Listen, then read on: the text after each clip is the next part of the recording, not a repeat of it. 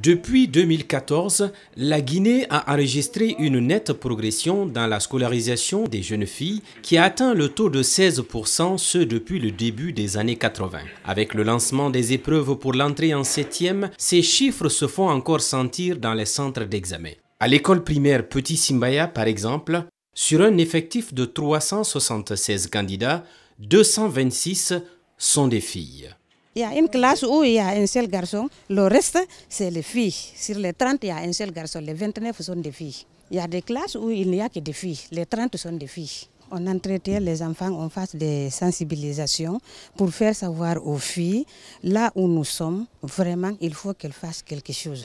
Et les études sont primordiales pour une fille. Sur le terrain, Mariama Korka Touré, candidate, vient d'avoir un malaise. Malgré cela, pas question pour elle d'abandonner la suite des épreuves. Comme elle, Massenke Traoré est aussi déterminée à réussir et continuer les études. Nous sommes à EP Petit Simbaya. Aujourd'hui, on a fait dictée, questions et sciences d'observation et ICM. Ça s'est bien passé. Si tu vas étudier, ton mari ne va pas te faire quelque chose qu'il ne doit pas te faire. Si je vais finir, je vais devenir docteur. Non, je ne vais pas abandonner mes études.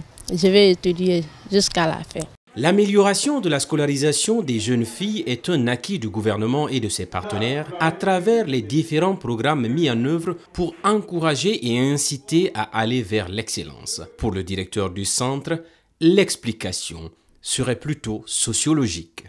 Les filles commencent à savoir que ce n'est plus le mari qui est tout dans leur vie. Il faut avoir un métier. Il faut faire quelque chose de solide pour aider le foyer. Donc c'est pourquoi, pour moi, les filles ont pris conscience d'être maintenant à la tâche pour étudier. Si ce taux de participation est un modèle de réussite pour le système éducatif guinéen, il ne reste pas moins que le véritable défi est de maintenir ces filles à l'école jusqu'à la fin de leurs études et d'avoir un emploi décent.